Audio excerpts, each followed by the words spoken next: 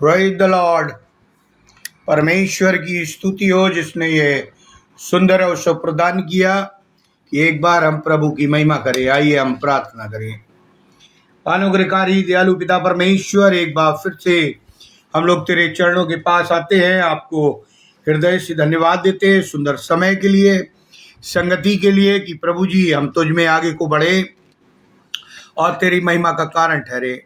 जितनी देर हम लोग प्रभु जी ऑनलाइन तेरे चरणों पर रहते हैं, तेरी आत्मा हमारी अगुवाई करे। हमारे हृदयों को, मनों को खोल दीजिए ताकि हम तेरी गुण बातों को ठीक ठीक समझ सकें और उस पर चलने की चेष्टा कर सकें। भाई अनुपम डेविड के लिए और हमारे परिवार, दोनों परिवारों के लिए जो तेरी सेवकाई में लगे हुए हैं, उन्हें आशीषित करना प्रभु जी, ताकि हम तन मन धन से तेरी सेवा में लगे, बहुत सारी आत्माओं को तेरे खत्तों में बटोरे, और जो भी वचन का बीज बोया जाता है वो फले फूले और तेरे लिए 100 गुना फल लाए। प्रभु यीशु क्रीस्त के द्वारा, आमीन। परमेश्वर का धन्यवाद हो जिसने सुंदर अवसर प्रदान किया कि हम उसकी महिमा कर सके। जैसा आप जानते हैं कि कल मदर्स डे है, इसलिए मैं आज आपको, जो आप कैप्शन में टॉपिक देख रहे हैं, मदर्स डे, रूथ एक आदर्श माँ और महिला, रूथ की पुस्तक से ही मैं आज प्रचार करूंगा। और जो मैं बताना चाहता हूं वो ये है कि रूथ एक मोआबी स्त्री थी जिसने यहूदी व्यक्ति से विवाह किया था और वो इस्राएली परमेश्वर पर विश्वास करती थी, यानी यहोवा पर विश्वास करती थी, जो बाद में दाऊद राजा की परदादी बन जाती। आपके पास यदि बाइबल है तो निकाल लीजिए। रूथ की पुस्तक में बाइबल की पुस्तकों में 2 पुस्तकें ऐसी पुस्तकें हैं जिनका शीर्षक उनकी नायिकाओं के नाम पर रखा गया। एक है रूथ की पुस्तक और दूसरा है एस्तर की पुस्तक।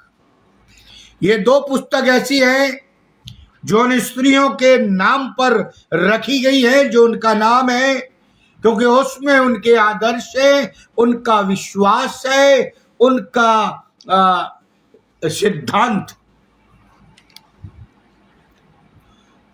एक रूथ की पुस्तक और दूसरा एस्तर की पुस्तक, दोनों में भिन्नता है। एस्तर इस्राएलियों में से थी जिसे रानी बनने का सुअवसर प्राप्त हुआ, और रूथ अन्य जातियों में से मूर्ति पूजक मोआबी परिवार से संबंध रखती थी। रूथ का पति यहूदी था, ऐसा लगता है। उसने प्रेम विवाह किया होगा, जो अपने विश्वास के कारण, यानी रूथ अपने विश्वास के कारण प्रभु यीशु मसीह की वंशावली में शामिल की गई। आज मैं ये क्यों प्रचार कर रहा हूं? वो उन माओं के लिए है, चाहे वो प्रभु यीशु मसीह पर विश्वास करती हो तब विवाह किया हो, या प्रेम विवाह किया हो और बाद में प्रभु यीशु मसीह को ग्रहण किया।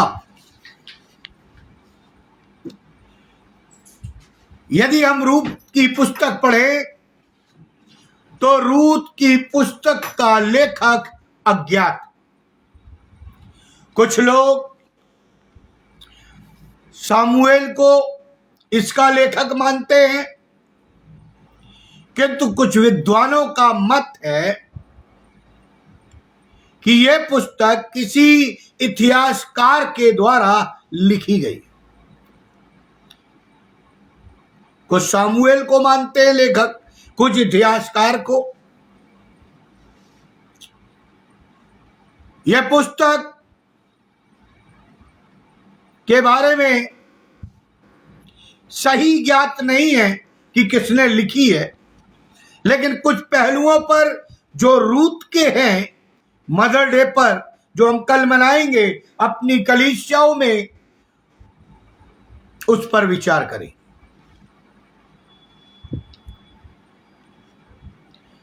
जिसने इतिहास की इस घटना को एक सुंदर साहित्य उपन्यास के रूप में लिखा, सामुएल भी हो सकता है, इतिहासकार भी हो सकता है। ऐसा भी प्रतीत होता है कि यह पुस्तक एजरा और नहेमिया के जीवन काल के बाद लिखी गई। एजरा और नहेमिया के जीवन काल के बाद लिखी गई, क्योंकि इस पुस्तक में अन्य जातियों के साथ इस्राएलियों के विवाह पर किसी भी प्रकार की आपत्ति का वर्णन नहीं मिलता। फिर सुन लीजिए आप, इस पुस्तक में अन्य जातियों के साथ इस्राएलियों के विवाह पर किसी प्रकार की आपत्ति का वर्णन नहीं मिलता। इस पुस्तक में दाऊद राजा का वर्णन है। मैं मदर डे की बात कर रहा हूं, मैं उन माताओं की बात कर रहा हूं जो प्रभु यीशु मसीह पर विश्वास करती है। मैं उन माओं की भी बात कर रहा हूं जिन्होंने प्रेम विवाह किया और फिर यीशु मसीह पर विश्वास किया। प्रियो, एस्तर रानी, जैसा मैंने आपको बताया, यहूदी थी, लेकिन रूत यहूदी नहीं थी। उसने एक यहूदी व्यक्ति से विवाह किया। इस पुस्तक में, यानी रूत की पुस्तक में, राजा दाऊद का वर्णन है। और रूत के दूसरे पति, यानी पहला पति मर गया, परमेश्वर ने आज्ञा दी थी, लेकिन नओमी परमेश्वर के स्थान को छोड़कर दूसरे स्थान पर आ जाती है और वहां पर उसके दोनों बेटे मर जाते। दूसरे पति बोआज को दाऊद राजा का दादा बतलाया गया, यानी रूत का जो पहला पति था वो मर गया था। अब वो लोग सुने जिनके पहले पति हैं और वो दूसरा विवाह कर लेते हैं, बाइबल कहती है वे विचार करते, या उन्होंने वह विचार किया। लेकिन यहां स्पष्ट शब्दों में है कि रूत का पहला पति मर गया और दूसरे पति बोआज को दाऊद राजा का दादा बतलाया गया। इससे यह स्पष्ट होता है कि शायद यह पुस्तक जो रूत की है बाद में लिखी गई हो, परंतु इसका घटना काल दाऊद राजा के शासन काल से पूर्व का है। दाऊद राजा के शासन काल से पूर्व का है। कुछ विद्वानों का मत है कि ये न्यायियों के काल में, यानी न्यायियों की पुस्तक जब न्याय हुआ करते थे उस समय लिखी गई है, क्योंकि दाऊद राजा की 2 पीढ़ी पूर्व जब शाऊल भी राजा इस्राएलियों का नहीं बना था, तो अंतिम न्यायी और नबी के रूप में सामुएल ही न्याय करता था। ये वो सामुएल है, हन्ना का सामुएल है, जिसको बच्चे नहीं हो रहे थे, गिड़गिड़ा के प्रार्थना कर रही थी वो मां, परमेश्वर मुझे मां बना दे, मुझे बेटा दे, मैं तुझे अर्पित कर दूंगा। मैं उन माओं के लिए पूछता हूं जिन्हें परमेश्वर ने पुत्र दिए हैं, क्या उन्होंने अपने पुत्र को परमेश्वर की सेवा के लिए अर्पित किया है? ये परमेश्वर की आज्ञा है कि पहलौठा मेरी महिमा के लिए अर्पित किया जाए।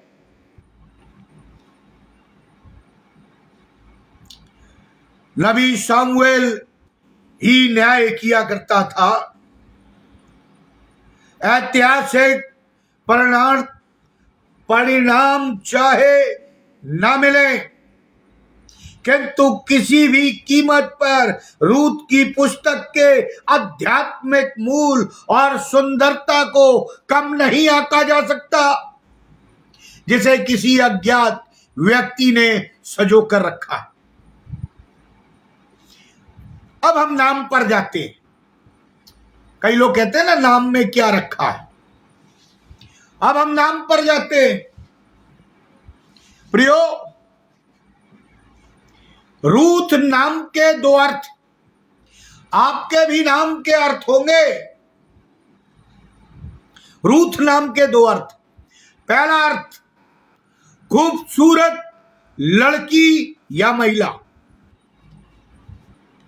दूसरा अर्थ मित्र या दोस्त।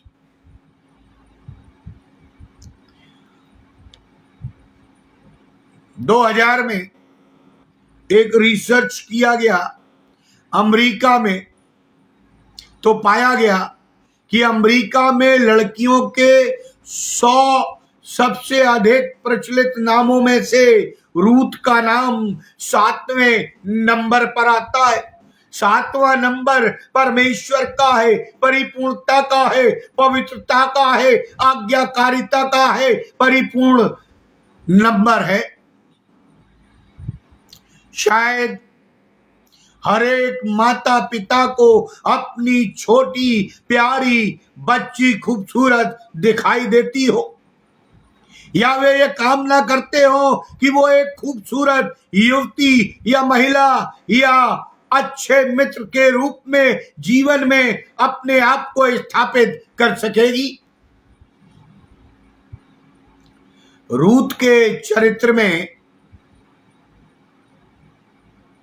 यदि हम देखें, हमें ये दो गुण दिखाई देते। हर एक माताएं इस चरित्र के बारे में जान ले।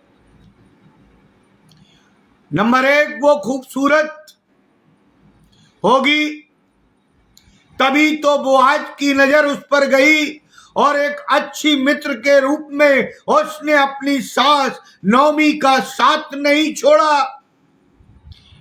कई माताएं अपनी सास को उल्टा और नाना प्रकार की चीजें कहती हैं, परिस्थितियां विपरीत हैं, बड़ी तंग हैं, गरीबी की हालत में रूथ अपने सास का साथ नहीं छोड़ती और ना जीवित परमेश्वर को छोड़ती है। आज माताएं जो अपने आप को मसीही कहती हैं, प्रभु पर विश्वास करती है, क्या वे अपने जीवित प्रभु पर कुड़कुड़ाती और बुड़बुड़ाती हैं?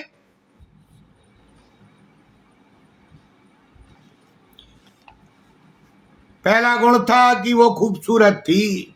दूसरा गुण था कि वो अच्छी मित्र थी, यानी लोगों को अपने में जोड़ लिया करती थी, मित्र बना लिया करती थी। लेकिन उसने अपनी सास को नहीं छोड़ा।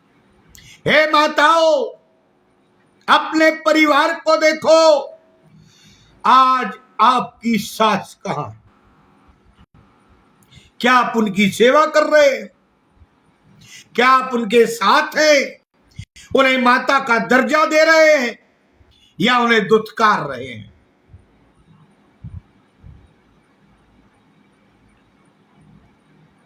प्रियो, हर परिस्थिति में और दुख दर्द में उसने अपनी सास नौमी का साथ देने का प्रण किया, यानी प्रतिज्ञा की।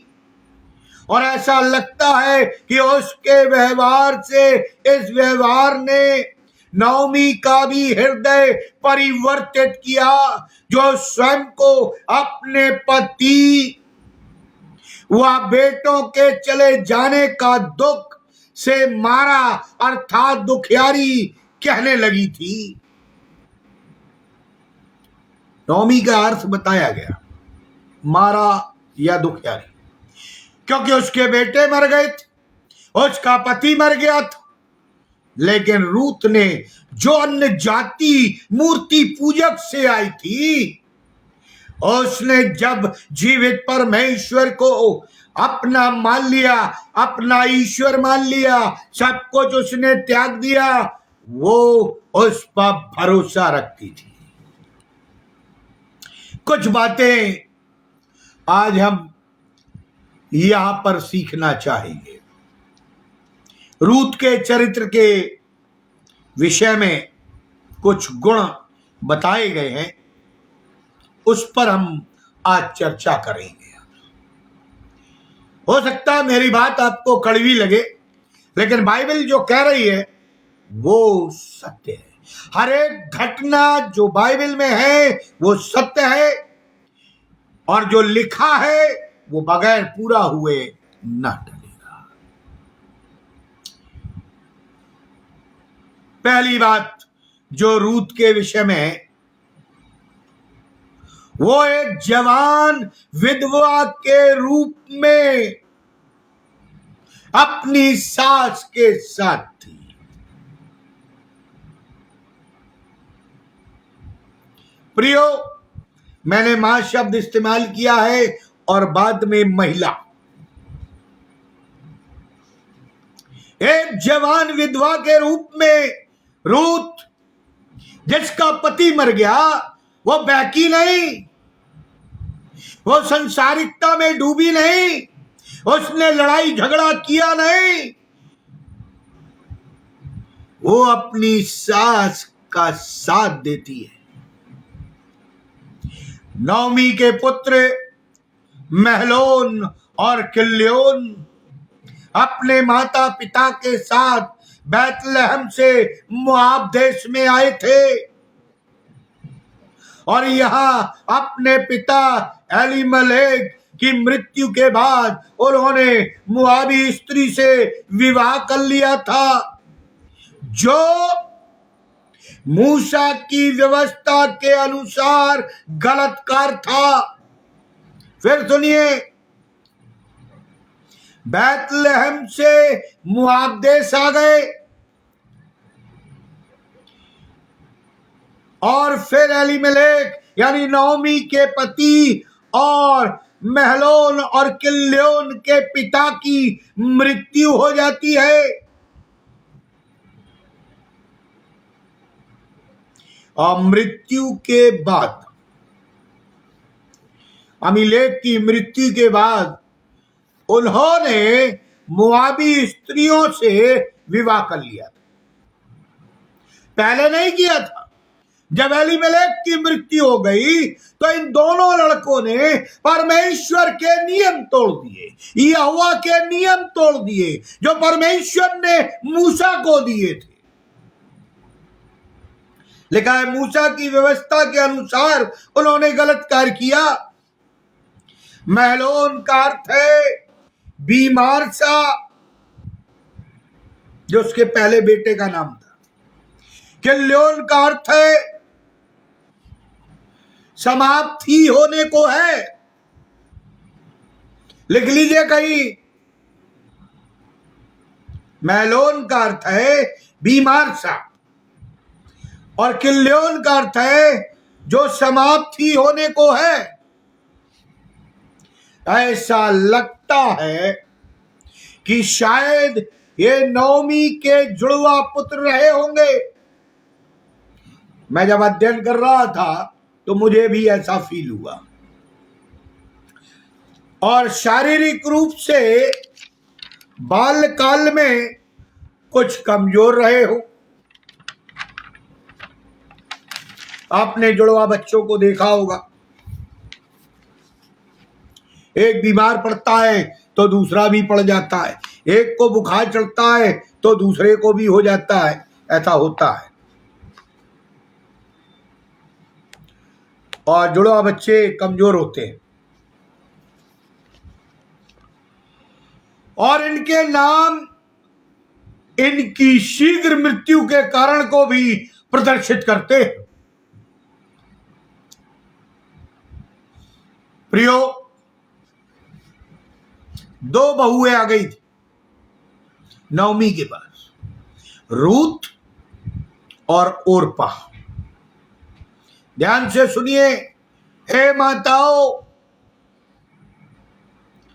और दोनों विधवा होने के पश्चात 10 वर्षों तक मोआब देश में अपनी सास नोमी के साथ रही। 10 वर्ष कम नहीं होते। परमेश्वर ने हमें 10 आज्ञाएं दी। कभी समय मिला 10 नंबर पे भी आपको प्रचार करूंगा, बताऊंगा। प्रियो, 10 वर्ष तक रही नौवीं जो उनकी सास थी का जीवन व व्यवहार अपने दुख व परेशानियों के कारण काफी कटु और जटिल हो गया था, क्योंकि उन्होंने आशीषित जगह जो परमेश्वर ने स्थापित की थी छोड़ दी थी। कई बार हम और आप भी, हमें लगता है जहां परमेश्वर ने हमें रखा है वो हमारे लिए सूट नहीं करता। हम अपने स्वार्थ के कारण, लालच के कारण वो जगह छोड़ देते हैं जिसको परमेश्वर ने हमारे लिए आशीषित किया है।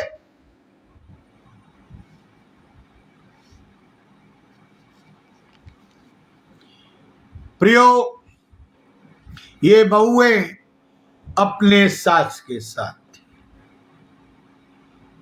नौमी का जीवन व व्यवहार अपने दुख और परेशानी के कारण बहुत ही दुखदायी और कटु था।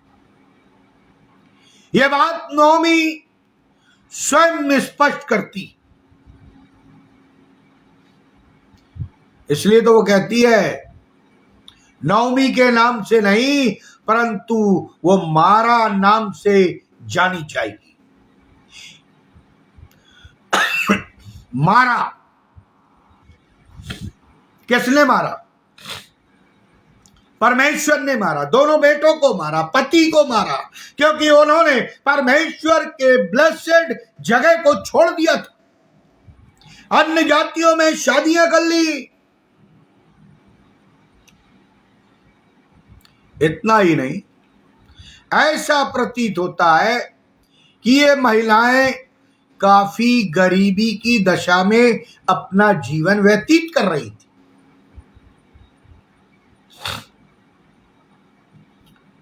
क्योंकि उनके परिवार के सभी पुरुष जो बाहर कार करके पैसा कमाते थे, जीविका कमाते थे, उन्हें छोड़कर या दुनिया छोड़कर चले गए थे। पति और 2 पुत्र। अब 3 महिलाएं बची थी। 3 रूत ने कभी अपनी दुर्दशा पर आंसू नहीं बहाए। सुनिए ध्यान से, कई बार हम कुड़कुड़ाते बुड़बुड़ाते इस्राएलियों की तरह। रूत ने कभी भी अपनी दुर्दशा पर आंसू नहीं बहाए, कुड़कुड़ाई नहीं, या अपनी परिस्थिति के लिए किसी मनुष्य को या ईश्वर को दोष दिया नहीं। इस बात का वर्णन आप रूत पढ़ें तो आपको मालूम हो जाएगा। बाइबल में ऐसा कुछ भी नहीं लिखा हुआ, परंतु इस घटना से हमें ज्ञात होता है कि 10 वर्षों तक एक विधवा का कठिन जीवन व्यतीत करना, विपरीत परिस्थितियों में अपनी सास के विश्वास को डगमगाते देखना भी रूत को उसके परमेश्वर में प्राप्त नए विश्वास से डिगा नहीं सका। फिर सुन लीजिए, रूत मोआब से थी, मूर्ति पूजा करने वाली थी, जिसने एक यहूदी व्यक्ति से शादी किया था। उसकी सास का विश्वास डगमगा गया था, इसलिए उसने कहा नोमी ना कहकर मुझे मारा से जाना है, क्योंकि मैं दुखियारी हूं, मैं परेशान हूं, मैं सब कुछ खो दिया। इसके बावजूद भी रूत का विश्वास जीवित परमेश्वर से नहीं हटा। ऐसे ही मां या महिलाओं को होना चाहिए।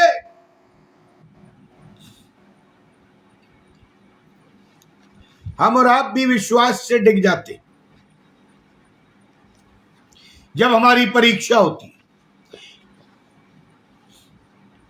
जब हमारे ऊपर बीमारियां आती हैं, लाइलाज बीमारियां हमें घेर लेती हैं, तब हम कुड़कुड़ाने बुड़बुड़ाने लगते, हमारा विश्वास लर्किंग हो जाता है, लहर में डूबने लगता है, हिचकोरे खाने लगता है।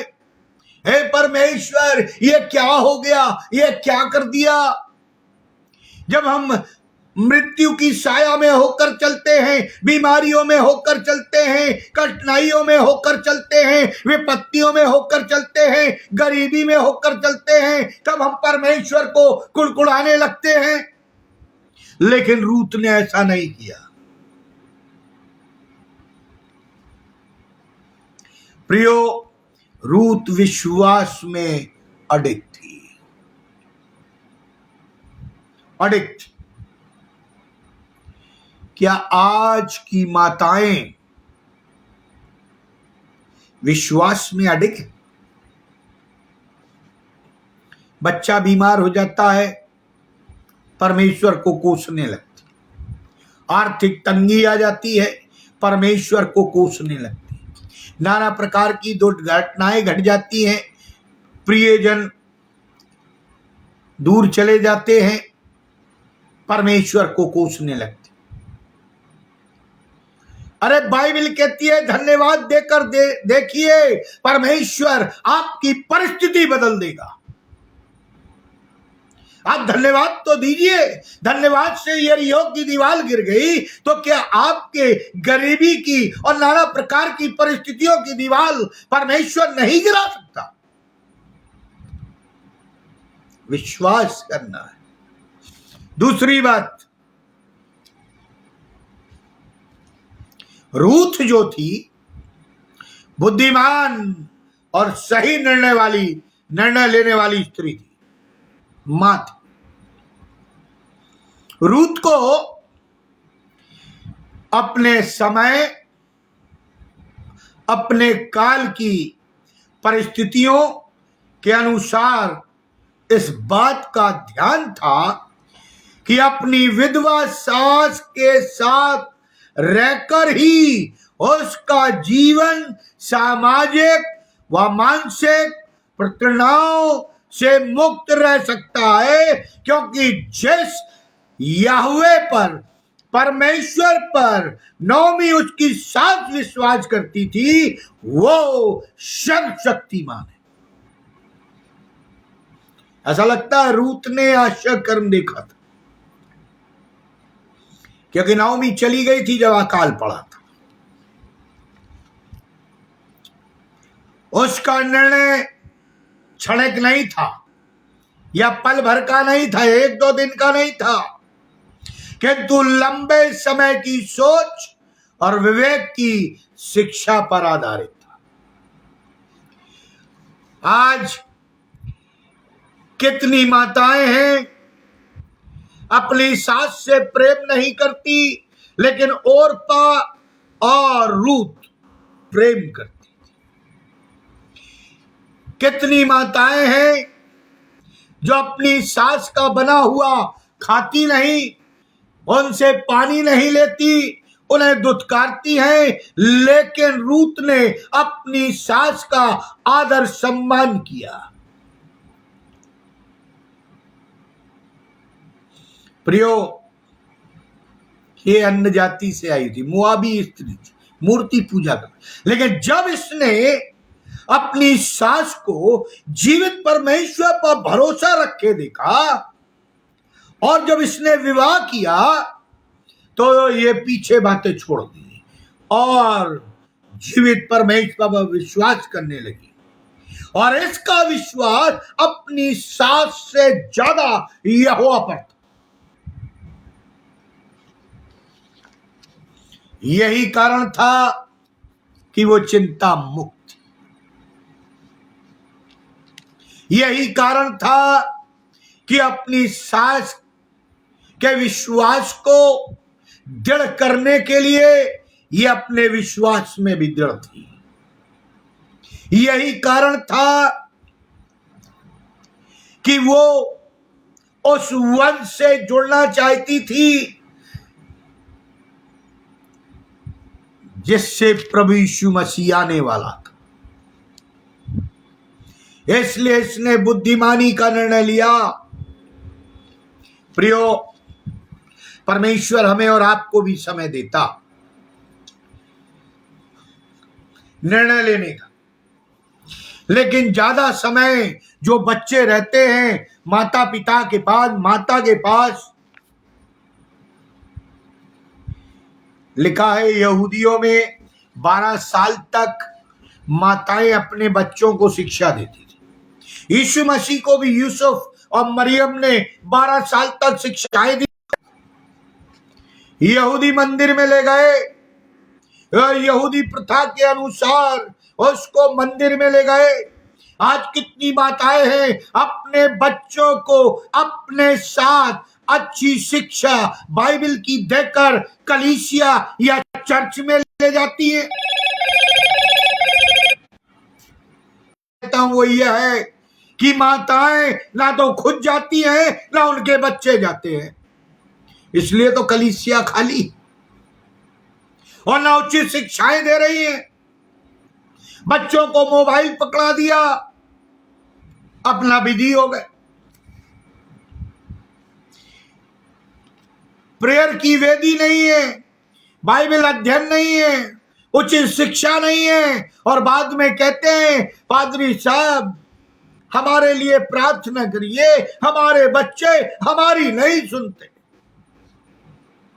लेकिन ये बुद्धिमान महिला थी, सही निर्णय लेती थी, समय और काल और परिस्थितियों को पहचानती थी। वो अपनी विधवा सास के साथ रहकर सामाजिक, मानसिक प्रताड़नाओं से मुक्त रह सकती है, ऐसा विश्वास में जी रही थी। क्या आज हम और आप की जो माताएं हैं वे ऐसे विश्वास में हैं कि हम इस परिस्थिति में हैं, संसारिकता में, दुख, परेशानी, गरीबी में है, बीमारी में है, नाना प्रकार की परिस्थितियां हमारे विरोध में हैं, फिर भी हम विश्वास में स्थिर है कि यीशु सक्षम है हमें इस परिस्थिति से निकालने के लिए। जैसे शद्रक, मेशक, अबेदनगो और दानियल विश्वास करते थे। राजा ने पूछा, हे दानियल, क्या तेरा परमेश्वर तुझे बचा सकता है? दानियल का उत्तर क्या था? हाँ, मेरा परमेश्वर सक्षम है मुझे बचाने के लिए, सामर्थ्य है, और यदि ना भी बचाए तो भी राजा मैं तेरी मूरत को दंडवत नहीं करूंगा। विश्वास देखिए। तीसरी बात, रूत विनम्र और परिश्रमी थी। रूत विनम्र और परिश्रमी थी। जब नौमी और रूत बैतलहम पहुंचे तो जौ की फसल काटने का प्रारंभ था, यानी जौ की फसल कटने वाली थी। ऐसा प्रतीत होता है कि नौमी अपनी बुजुर्ग अवस्था के कारण घर में ही रहती होगी, जबकि उसकी युवा विधवा बहू रूत ने दोनों के पेट भरने व घर चलाने की जिम्मेदारी स्वयं अपने ऊपर ले ली। अब हम आज की माताओं पर हैं। कई माताएं अपने या बहुएं कह ले अपने सास की सेवा नहीं करना चाहिए। सास बुजुर्ग है, वो जवान है, ना उनके लिए दो रोटी बनाना चाहती, ना उनके लिए कोई काम करना चाहती, ना उन्हें पकाकर देना चाहती, ना उन्हें देखना चाहती। रूत ऐसी नहीं थी। वो सारी जिम्मेदारी अपने ऊपर ले ली। वो बड़ी विनम्रता से अपनी सास से सिला बीनने जाने की आज्ञा लेती है कि मैं खेत में जाऊंगी और कुछ सिला बीन लाऊंगी, पुआल बीन लाऊंगी जो पूले गिरे होते। यहां हम इस बात का वर्णन पाते हैं कि रूत ने फसल काटने वाले सेवकों में से भी सिला बीनने व काटने की आज्ञा ली थी। आज कौन सी बहुएं या माताएं हैं जो अपनी सास से आज्ञा लेती हैं या उनका कहना मानती है? और सेवक उस विदेशी युवती की विनम्रता मुआब की थी, वो इसलिए विदेशी बोल रहा हूं। विनम्रता, कार्य क्षमता और कार्य की लगन को देखकर उसे सम्मान की दृष्टि से देखते थे। घृणा की, अभद्रता की या नीचा दिखाने की दृष्टि से नहीं। कहीं भी हमें इस बात की चर्चा नहीं मिलती कि रूत ने अपने भाग्य पर काम की अधिकता के कारण रोकर समय व्यर्थ गवाया। कई लोग कहते ना काम बहुत है, थक जाते हैं, हमें अपना ही नहीं होता, तुम्हारा क्या करेंगे सासू जी। लेकिन रूत ने ऐसा रोना नहीं रोया। परमेश्वर का वचन कहता कि जो परिश्रम ना करे वो भोजन खाने का हकदार भी ना हो। और ऐसा लगता है कि अपने वैवाहिक और विधवापन के जीवन में रूत ने बहुत गंभीरता के साथ अपने पति के धर्म का अध्ययन किया होगा, तभी उसने विवाह किया।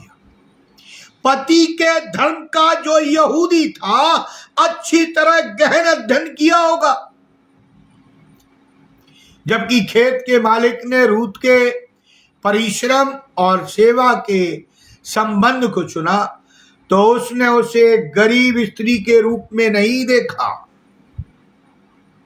बोआज ने उन्हें गरीब स्त्री के रूप में नहीं देखा, लेकिन उसकी विनम्रता और कर्मठता ने उसे सेवकों की भीड़ से अलग कर मालिक की मेज पर अपने साथ भोजन करने का अवसर प्रदान किया। क्या आज माताएं विश्वास योग्य हैं अपने परिवार के प्रति, अपने पति के प्रति, अपने बच्चों के प्रति, अपने सास और ससुर के प्रति? यदि आप सच्चे मसीही महिला या मां हैं तो होंगी आप। बाद में ये सम्मान और आदर बोआज और रूत को वैवाहिक बंधन में बांध देता, यानी वो सेकंड मैरिज कर दी। कब? जब उसका पति मर गया। किससे? सास से आज्ञा लेकर। एक परिश्रमी, परमेश्वर का भय मानने वाली, स्वार्थ से ऊपर उठकर दूसरे के लिए सोचने वाली महिला का हृदय कभी कड़वाहट और कटुता से भरा नहीं होता, ऐसा बाइबल कहती है। लेकिन दूसरों के प्रति प्रेम व कर्तव्य उसके हृदय में शांति, धैर्य, चरित्र तक सामर्थ्य भर देता है। क्या माताएं ऐसी हैं, महिलाएं ऐसी हैं? मैं कलीसिया की महिलाओं से बात कर रहा हूं। मैं उन महिलाओं से बात कर रहा हूं जो बड़े बड़े कलीसिया के पदों पर आसीन है। प्रियो,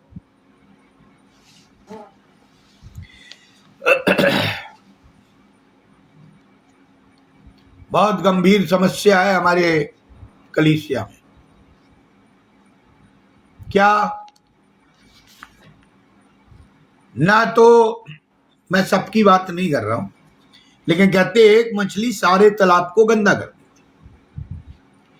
कई महिलाएं हैं, कई माताएं हैं जो अपने पति का आदर नहीं करती, जो अपने बच्चों को प्यार नहीं देती, उन्हें घूमने फिरने शॉपिंग करने से फुर्सत ही नहीं, जो कलीसिया में नहीं आती, जो अपने बच्चों को कलीसिया या चर्च से जोड़ना नहीं चाहती, जो उचित शिक्षाएं नहीं देती। और यही कारण है कि आज समाज में एकता नहीं है। यही कारण है पवित्र आत्मा काम नहीं करता। यही कारण है पवित्र आत्मा को हम और आप काम नहीं करने देते।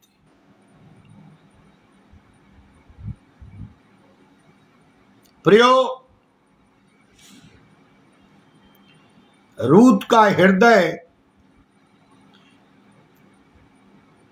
प्रेम और कर्तव्य का पालन करते हुए बड़ी शांति, धैर्य की सामर्थ्य से भरा हुआ था। हम धीरज धरना ही नहीं चाहते। लिखा है बाइबल में, जो अंतर धीरज धरेगा उसे मुकुट प्राप्त हो। हम धीरज ही नहीं रखना चाहते। हमारे पास धीरज रखने की है ही नहीं। बच्चा कुछ मांग रहा है, धीरज नहीं है, घुमा के एक चाटा मार दिया। कहां गया धीरज आपका? पति कुछ कह रहा है, झुंझला कर बोल दिया, कहां है धीरज आपका? अगर धीरज होगा तो प्रेम होगा, धीरज नहीं होगा तो क्रोध होगा। और क्रोध कौन लाता है? शैतान। लिखा क्रोध तो करो लेकिन पाप ना करो। लेकिन हम क्रोध में पाप करते। चौथी और अंतिम बात, समय बहुत तेजी से भाग रहा है। बुजुर्ग मित्र महिला की सलाहों पर अमल करने वाली थी रूत। हम रूत की पुस्तक में एक ऐसी स्त्री के बारे में पढ़ते हैं जो अपने जीवन में बुजुर्ग विश्वासी महिला की सलाहों पर अमल करती है, और वो है उसकी सास। आज कितनी माताएं या बहुएं अपनी सास की सलाह पर अमल करती, जिससे उसका जीवन खुशियों और आशीषों से भर जाता, क्योंकि परमेश्वर भी उन्हें आशीषित करता है। हम तो सीरियल देखने में लग जाते हैं। सास भी कभी बहू थी। कभी हमने अपने जीवन में इसे अमल किया? जबकि वर्तमान में देखा जाता है कि लोग बुजुर्गों की बातों को असंगत और वर्तमान परिस्थिति व संस्कृति के प्रतिकूल बताकर उनका मजाक उड़ाते। बोले तुम पुराने जमाने में जी रहे हो, अपनी शिक्षाएं, अपनी आज्ञाएं अपने पास रखो। मॉडर्न एज है, फैशन है, हम जो चाहे वो करेंगे।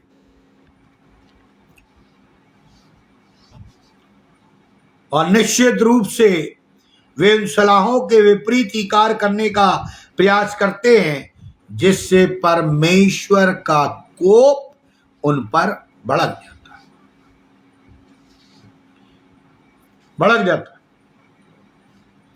हमें जो मदर डे मनाने जा रहे हैं, जो माताएं हैं, बहुत ध्यान से सुन ले, परमेश्वर ने आपको चुना है कि आप मां बने। परमेश्वर ने आप में एक रचना की है कि आप परमेश्वर की रचना को इस पृथ्वी पर लाएं, उसे परमेश्वर की आज्ञा में डालें, उसे परमेश्वर के मंदिर में ले जाएं, उसे परमेश्वर की आज्ञा सिखाएं।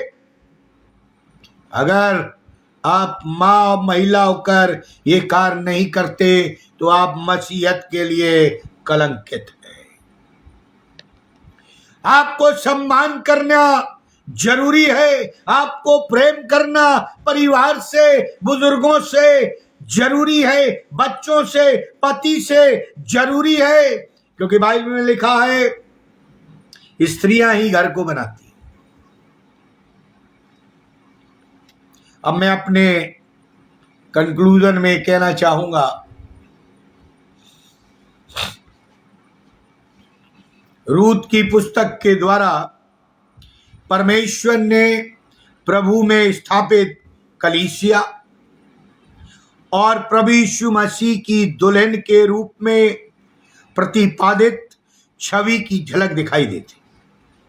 जो कलीसिया है वो दुल्हन है, हम और आप जो है वो विश्वासी हैं और उस कलीसिया से जुड़े हैं, और प्रभु यीशु मसीह हमारा दूल्हा है। सबने पाप किया, बाइबल कहती है, चाहे यहूदी हो या गैर यहूदी, मसीह हो या गैर मसीह, परंतु यीशु मसीह सबके लिए बलिदान हुआ और उसकी कलीसिया में सभी लोगों को उसकी दुल्हन होने का अधिकार है। पहली सदी की कलीसिया के बारे में यदि आप पढ़े तो लिखा है, रोज उसमें लोग विश्वास में मिलाए जाते थे। यानी कलीसिया बढ़ रही थी, यहां तो कलीसिया बढ़ने ही नहीं देते, डरते हैं, घबराते हैं। मैं एक स्वप्न देख रहा था, रात में प्रार्थना करके सोया, स्वप्न में मुझे दिखाई दिया यीशु मसीह आया और चला गया, और कलीसिया खचा खच भरी है, पांव रखने की जगह नहीं है, लोग कलीसिया में भरे पड़े हैं। क्यों? वो मांग रहे हैं प्रभु से, लेकिन प्रभु वहां नहीं, वो तो चला गया विश्वासियों के साथ। मैं घबरा कर उठ गया, मैंने कहा प्रभु ये क्या है? प्रभु ने बताया, ऐसा समय आने वाला है कि जब लोग मुझ पर विश्वास नहीं करेंगे और जब मैं अपनी दुल्हन को ले जाऊंगा तब वो कलीसिया की तरफ भागेंगे। उस समय पांव रखने की भी जगह ना होगी, लेकिन वहां उनका कोई भी कार्य नहीं होगा, क्योंकि वहां पर जीवित प्रभु नहीं होगा। अभी जीवित प्रभु है, आप आने दीजिए, लोगों को विश्वास में आने दीजिए, मेंबर बनाइए, प्रभु की शिक्षा दीजिए, लोगों को बताइए कि प्रभु यीशु मसीह उद्धार करता है, हमारे लिए मारा गया, गाड़ा गया तो तीसरे दिन जी उठा। हमें बाइबल की शिक्षाओं के द्वारा लोगों को जीतना है, उनके मनों को, उनके विश्वास को हृदय परिवर्तित करवाना है, जाति नहीं। परमेश्वर ने पृथ्वी पर कोई जाति नहीं बनाई, केवल मनुष्य को बनाया और अपनी समानता में बनाया और कहा वे मेरी महिमा करेंगे। यहां तो जाते ही नहीं।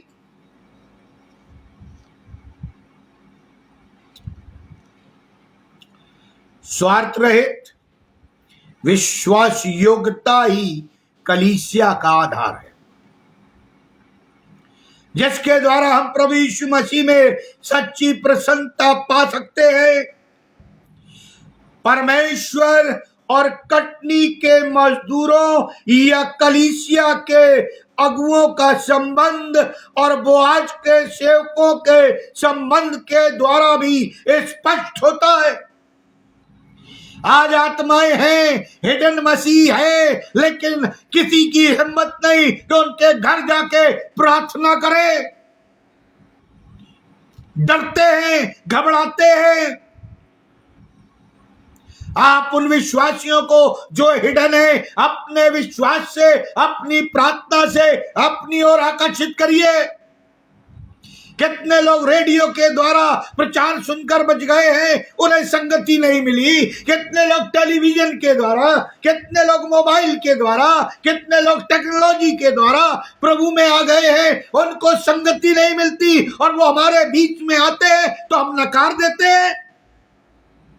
कैसी कलीसिया हमारी! अरे प्रभु के उठाए जाने के बाद तो वो भरी रहेगी, लेकिन उसका कोई काम ना होगा।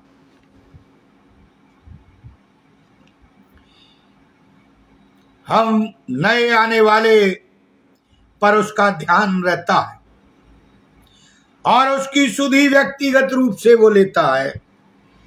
इसलिए प्रियो, जो हम माताएं हैं, जो महिलाएं हैं, उनसे मेरा अनुरोध है, परमेश्वर ने आपको माता के रूप में और महिला के रूप में बनाया है कि आप परमेश्वर की दी हुई संरचना को जो आपसे बाहर आती है उसको परिपक्व करे आत्मिकता में। मैं अपनी मां का धन्यवाद देता हूं जिसने मुझे इस लाइन में विश्वास में आगे बढ़ाया। मैं परमेश्वर का धन्यवाद देता हूं कि उसने मेरी मां को मेरे लिए स्थापित किया।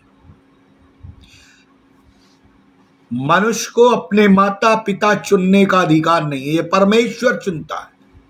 लिखा है जिसे परमेश्वर ने जोड़ा है उसे कोई अलग ना करे। ये परमेश्वर की आशीष है। मेरे बच्चों को माँ बाप चुनने का अधिकार नहीं है, ये परमेश्वर ने मुझे दान स्वरूप मेरे बच्चे दिए। मैंने मांगा है, परमेश्वर ने दिए। हमारा कर्तव्य है कि हम परमेश्वर की महिमा के लिए उन्हें इस्तेमाल करें, उन्हें शिक्षा दें ताकि वो प्रभु में आगे बढ़े। और अंत में कहना चाहूंगा, परमेश्वर ने भी अपने पुत्र को जो एक लौता था हमारे और आपके लिए दे दिया। हे माताओं, अपने पुत्रों को प्रभु के लिए दे दो जो उसकी आज्ञा है। डॉक्टर, इंजीनियर और सब कुछ बनाते हैं, प्रभु का सेवक बनाइए, सेवक बनाइए। आजकल पादरियों की बहुत कमी है, आजकल इवेंजलिस्टों की कमी है, और बाइबल कहती है खेत पक गए मजदूर थोड़े हैं। क्यों? ये माताओं की कमियां हैं, ये महिलाओं की कमियां हैं। हम नम्र और दीन बने, प्रभु के वचन को पढ़ें और रूत का नाम यीशु मसीह की जीनियोलॉजी में ऐड हो जाता है। एक अन्य जाति मूर्ति पूजक अपने सारे ईश्वरों को छोड़कर याहवे पर विश्वास करती है, जीवित परमेश्वर पर विश्वास करती है, पीछे मुड़ के नहीं देखती। आज उसका नाम आदर और सम्मान से लिया जाता है। आज हम और आप भी गैर यहूदियों में से बुलाए गए, बचाए गए हैं। आज भी हम परमेश्वर की ओर दृष्टि करें, पीछे मुड़ के ना देखें, परमेश्वर हमें आशीषित करेगा। अपनी अपनी माँ के लिए प्रार्थना करें और धन्यवाद दे परमेश्वर का कि उन्होंने ऐसी मां दी। महिलाओं के लिए धन्यवाद दे कि परमेश्वर ने हमारे परिवार में ऐसी महिलाएं दी। जो हमें और सबको प्रभु में आगे बढ़ाती है, क्योंकि ये परमेश्वर का वरदान है। हे माताओं, हे बहुओं, अपने सास की सेवा करो और उसकी आज्ञा का पालन करो, ताकि परमेश्वर आपको आशीषित करे। आइए हम प्रार्थना करें। अनुग्रहकारी दयालु पिता परमेश्वर, हम आपको धन्यवाद देते सुंदर समय के लिए, संगति के लिए जो आपने हम सबों को दिया। प्रभु जी, होने दे कि हम तुझ में आगे को बढ़े। हम तो पापी हैं, गुनहगार हैं, लेकिन तूने जो हमारे प्रति माताओं को चुना कि हमें दुनिया में आए, प्रभु जी उन्हें हमें विश्वास में बढ़ाया। हम तेरा धन्यवाद देते हैं। हमारी माता जो बीमार है उन्हें चंगाई प्रदान करे। प्रभु जी जो बुजुर्ग हैं उन्हें दे, ये महिलाएं और माताएं उनकी सेवा करें, ताकि आपकी आशीष उन पर बरसती रहे, और जो कर्तव्य उनके वो वे निष्ठा पूर्वक करते रहे, ताकि आत्मा उनकी अगुवाई करे। भाई अनुपम डेविड के परिवार के लिए, हमारे परिवार के लिए हम विनती प्रार्थना करते हैं, आशीषित कर प्रभु यीशु ख्रीस्त के द्वारा, आमीन। और परमेश्वर पिता का प्रेम, प्रभु यीशु मसीह का अनुग्रह, पवित्र आत्मा की सहभागिता हम सब विश्वासियों के साथ, विशेष तौर से जो ऑनलाइन जुड़े हुए हैं या बाद में जुड़ते हैं, जब तक तू दोबारा आने से ठहरता है, जीवन के अंत तक बनी रहे, आमीन। परमेश्वर आप सबों को आशीष दे। आप सबों को, जो महिलाएं हैं, happy Mother's Day in advance, जो कल हम मनाएंगे।